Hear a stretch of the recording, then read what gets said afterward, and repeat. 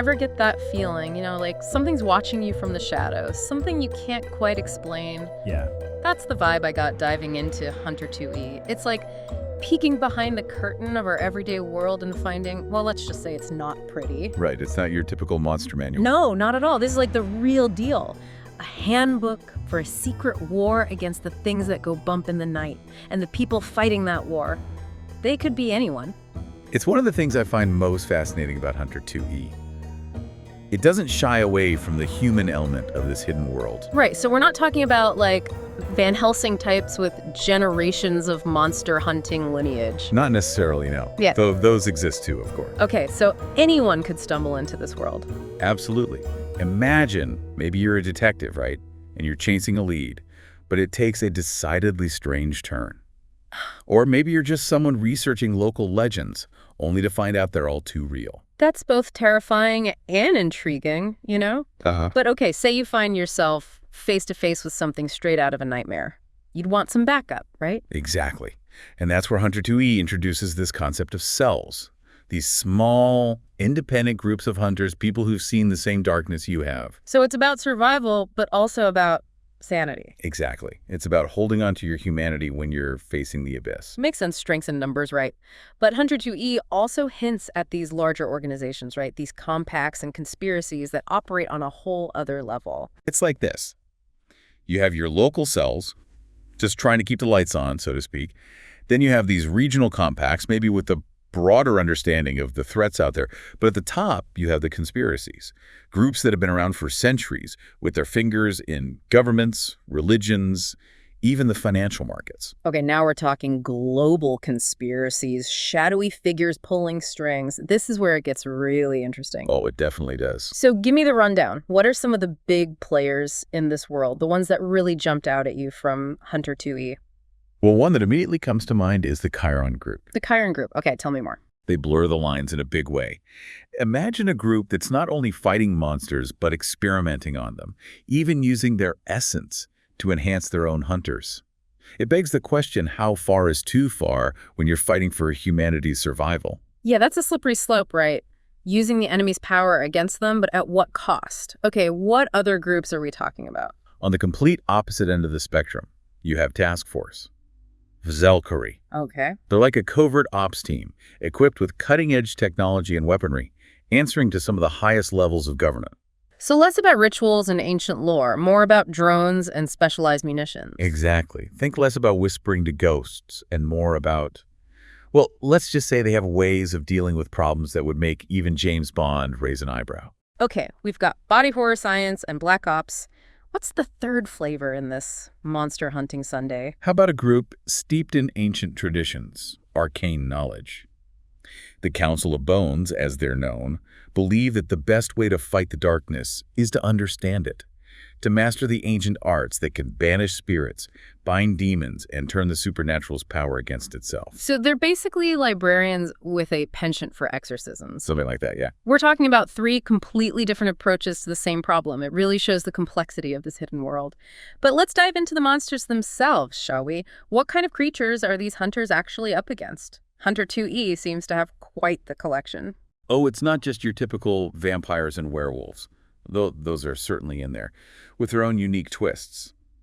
Hunter 2E introduces this concept of dread powers, unique supernatural abilities that go beyond fangs and claws. So we're talking powers that could mess with your mind, warp reality, stuff that would make even the bravest person sleep with the lights on. Absolutely. Some creatures can shapeshift, others can control the elements, or even tap into your deepest fears. Okay, now you're just messing with me. And each monster in this book comes with its own chilling description, its own unique brand of terror. For instance, imagine you start dabbling in the occult, maybe trying to contact spirits or something. Okay, I'm already getting goosebumps. Suddenly, this unsettling figure starts appearing in your peripheral vision. Tall, gaunt, and always just slightly out of focus. This is the Thin Man, and he's drawn to those who delve into the supernatural. I think I've seen that movie. But trust me, you don't want his attention. Let's just say prolonged exposure can have unfortunate side effects. That's one way to discourage curiosity. Okay, so we've got the creepy stalker of the supernatural world. What else? How about a creature that taps into our collective love-hate relationship with felines? Oh, you're talking about those videos online. The nekmata starts as a seemingly normal cat, but can transform into a larger, more monstrous version of itself with a taste for human flesh and a connection to necromancy. Okay, so if the internet's obsession with cat videos had a dark side. Exactly. But if you want pure nightmare fuel, Hunter 2E introduces Rawhead. Picture this as a grotesque fusion of pig and man, all teeth and rage, like something straight out of a child's nightmare, but very, very real. Okay, that one wins the award for most likely to make me avoid the dark from now on. But here's where it gets even more unsettling. These creatures aren't content to just lurk in the shadows. They have a connection to our world, to real-world places that have been tainted by their presence. You're talking about those tainted places, right? The locations where the veil between our world and the supernatural wears thin. I bet Hunter 2E has some chilling examples. Oh, absolutely. And we're not just talking about spooky graveyards or abandoned hospitals. Hunter 2E mentions places that might surprise you, places with a darkness hidden beneath their seemingly ordinary facades. Like what? Give us the spooky tour. Well, let's start with the Jolma building in Brazil. It's a skyscraper with a tragic past. A devastating fire trapped and killed hundreds of people. Oh, it's awful. Now, it's said that their spirits are trapped there, reliving their final moments. Imagine the energy of that much suffering trapped in one place. It's a stark reminder that sometimes the most terrifying monsters are born from human tragedy. What other locations does Hunter 2E highlight? How about a place steeped in legend and shrouded in an almost palpable sense of dread? Bangar Fort in India. I've heard of that. It's said to be cursed by a sorcerer. Local legends say that anyone who stays within the fort's walls after sunset will meet an untimely end. Even today, it's considered one of the most haunted places on Earth. Okay, I'm officially adding that to my never visit list. Are there any other locations that stand out? Hunter 2E also mentions Nan Madol, a ruined city in Micronesia. Now, this place is fascinating because it's rumored to be a gateway to a lost civilization, a place where the veil between worlds is thin. Some say it's inhabited by powerful spirits, remnants of a time before recorded history. Wow. It really makes you think how many places we consider historical landmarks are actually ground zero for the supernatural. That's a question a lot of hunters ask themselves. And speaking of hunters, one of the things that struck me about Hunter 2E is how resourceful they have to be. We're not talking about your average arsenal here. Right. They're facing creatures with powers beyond our understanding, so they have to get creative. Hunter 2E even mentions hunters modifying everyday objects, almost like a supernatural MacGyver. Exactly. They scavenge, adapt, and sometimes they even utilize items or abilities taken from the monsters themselves. The book calls these endowments. So are we talking about enchanted swords and mystical amulets?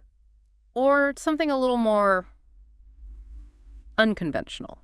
A bit of both, actually. There's the classic skeleton key, a key that can unlock any door, no matter how magically sealed. Oh, like a master key to anywhere. Imagine the possibilities, but also the risks of having access to any place, anytime. Yeah, talk about a temptation for even the most well-intentioned hunter. What other tools do they have in their arsenal? Well, there's the Hand of Glory, but be warned, this one comes with a price. Uh-oh. It's a talisman, often made from the hand of a hanged man, and it grants its user power, but always at a terrible cost. Okay, that's both fascinating and disturbing at the same time. But beyond these more esoteric items, hunters rely on their ingenuity. Think shotguns loaded with rock salt, blades forged with silver, and blessed under a full moon, whatever it takes to even the odds against a creature that defies all logic and reason.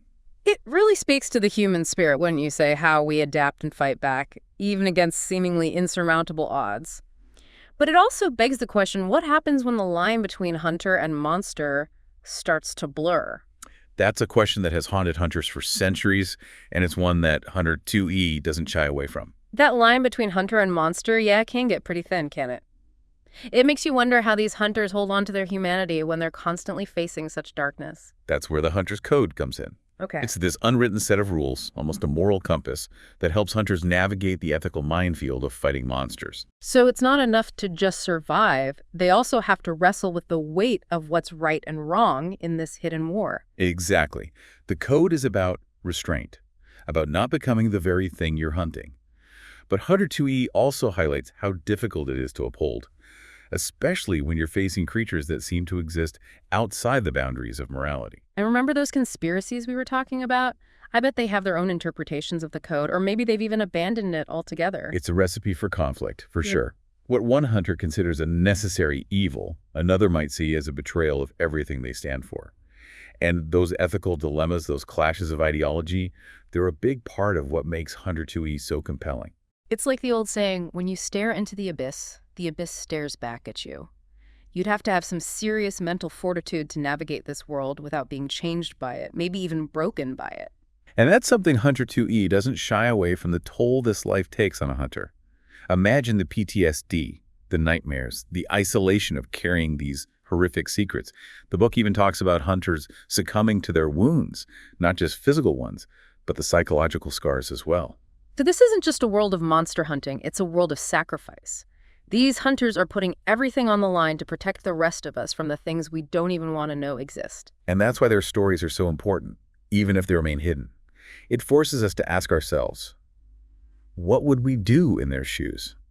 Could we make the tough choices, pay the heavy price, to keep the darkness at bay? It's a lot to unpack, that's for sure. But Hunter 2E doesn't just focus on the human side of the equation. It also goes pretty deep on the monsters themselves. We've talked about the Thin Man, the Nekomata, and Rawhead, but those are just the tip of the iceberg, right? Oh, just the beginning. The book dives into a whole bestiary of creatures, each more strange and terrifying than the last. Imagine, for instance, a lightning bird from South African folklore, a creature called the Impundulu.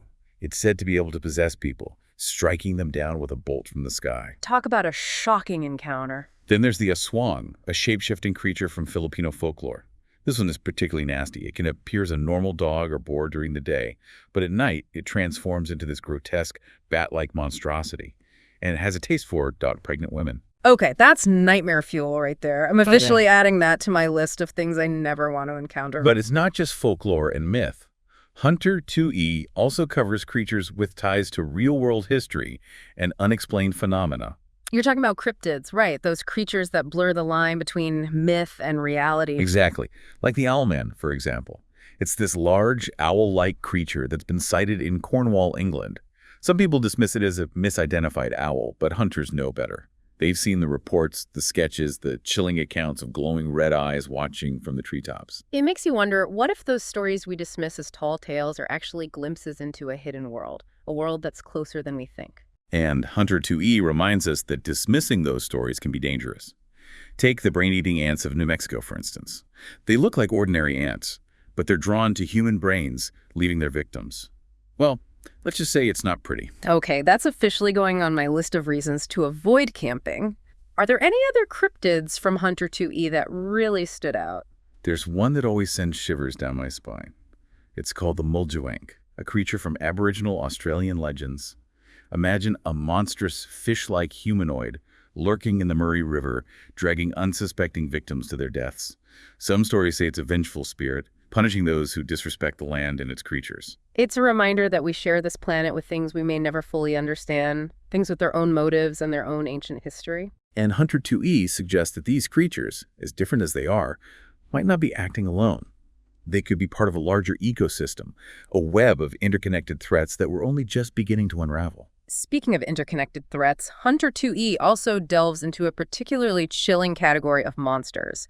The slashers. They're not just mindless beasts, are they? Not at all. Slashers are almost human, but they're driven by this insatiable need to kill, often in incredibly gruesome ways. And what makes them truly terrifying is their intelligence, their ability to blend in, to stalk their victims, to turn our world into their own personal hunting grounds. They're like the embodiment of our darkest impulses, the things that keep us up at night. It's no wonder Hunter 2E devotes a whole section to understanding their psychology. And it's fascinating stuff. The book categorizes them based on their motivations and their methods. You have the charmer, who uses manipulation and seduction to lure victims into a false sense of security. It's chilling how human that sounds. Then there's the hypnos, a slasher that preys on a hunter's weaknesses, twisting their fears and doubts against them, turning their own minds into a weapon. It makes you wonder, how do you fight something that can turn your own thoughts against you, that can exploit your deepest fears? That's the challenge hunters face when dealing with slashers. It's not just about physical strength, it's about mental fortitude, about understanding your own darkness and being prepared to confront it. Hunter 2E also talks about their lairs, these places they call nests, right? Exactly. These nests, they're not just hideouts. They're extensions of the slasher's will, Hmm. places where their power is amplified, often twisted and warped to reflect their own twisted psyches. So imagine a haunted house, but instead of ghosts, it's the hunting ground of a serial killer with supernatural abilities. No thank you. And Hunter 2E suggests that these nests, they can be found anywhere, often hidden in plain sight.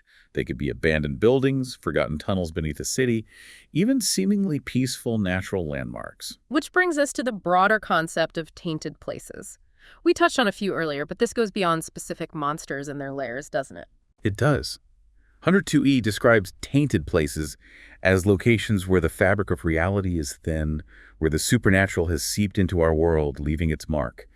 They could be places where a powerful ritual is performed, or a tragedy occurred, or simply places where the veil between worlds is thin. Like a doorway to the unknown, but one with a very real and very dangerous guardian. Exactly. And Hunter 2E is full of chilling examples. Hit us with a few more then. What other spooky travel destinations does Hunter 2E warn us about? Well, how about a place where death isn't just a concept, but a tangible presence? Sedlec Ossuary in the Czech Republic, also known as the Bone Church, is a Roman Catholic chapel decorated with thousands upon thousands of human bones. Imagine the energy of that many souls concentrated in one space. That's definitely going on my list of places I'll be admiring from afar. Thank you very much. And if you're thinking about a trip to Japan, you might want to reconsider a visit to the Aokigahara Forest at the base of Mount Fuji. It's tragically known as the Suicide Forest, and many believe it's haunted by the spirits of those who ended their lives there. It's a chilling reminder that sometimes the most terrifying places are those where human suffering has left an indelible mark. It sounds less like a forest and more like a doorway to the underworld.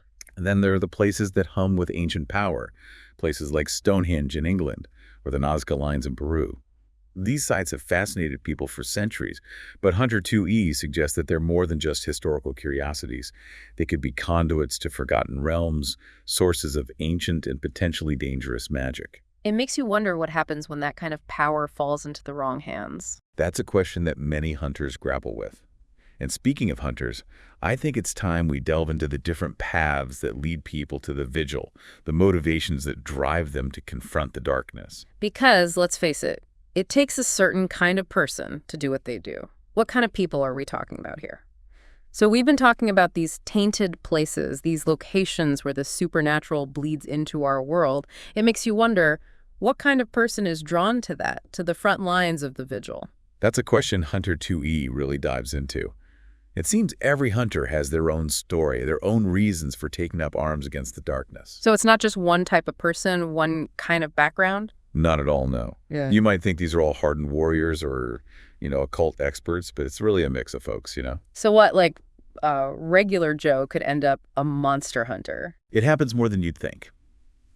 Hunter 2E talks about the idealist, for example. Okay, so the idealist. This is someone, maybe they've always had this strong sense of right and wrong. They can't just ignore suffering, even if it means staring down at, something terrifying. So the classic hero, but in a world where the monsters are real. Right, exactly. Then there's the Avenger, the hunter driven by personal tragedy. Okay. Maybe they lost someone to a creature of darkness, or maybe they had their own encounter and walked away changed. But either way, they're fueled by this need for vengeance. And that can be a dangerous motivator, right? Vengeance. It cuts both ways, for sure. It can give them the strength to fight, but it can also cloud their judgment, make them reckless. I can see that. What about, are there hunters who are in it for the money? Like almost a mercenary type? That's the professional, though it's not always that simple. Oh. I mean, some might be in it for the paycheck, yeah, but others, they're driven by duty. How so? Think about a soldier who's seen too much combat, or a detective, right? But they've dealt with the worst of humanity. The vigil might just seem like another battlefield to them. Another Tuesday, right. But they're still putting their life on the line, so. Exactly, yeah. And then you have the ones drawn to the knowledge, to the secrets, the occultists. Okay, so we're talking about researchers, academics, that sort of thing. They might be drawn to the power, to the magic, or maybe they just want to understand what makes these creatures tick. But that can be a slippery slope, right? The more you know. The more you realize you don't know. Right. And the more you might attract unwanted attention. That's always a risk for a hunter. But it's not just individual monsters they're up against. Hunter 2E hints at something much bigger, a secret war, Oh, yeah, those conspiracies. Those are fascinating. The Chiron Group, Task Force, Valkyrie, the Council of Bones. These are groups that have been operating for centuries, often with their fingers in the levers of power. Okay, so real men behind the curtain type stuff. It's like a game of chess, where the fate of the world hangs in the balance. And most of us don't even know the game is being played. Exactly. Well, I, for one, I'm glad there are people out there, fighting the good fight, even if it has to be in the shadows. That's what Hunter 2E gets at, I think. Even in the darkness, there's hope. There's always someone willing to stand up and fight for what's right, even if it means facing down creatures most people wouldn't even believe in. And on that note, I think it's time for us to wrap things up. But before we go, I have to ask, what's one thing that really stuck with you from Hunter 2E? Honestly, it's this idea that anyone, anywhere, could be a hunter. It could be the barista making your coffee, the person sitting next to you on the train, even someone in your own family.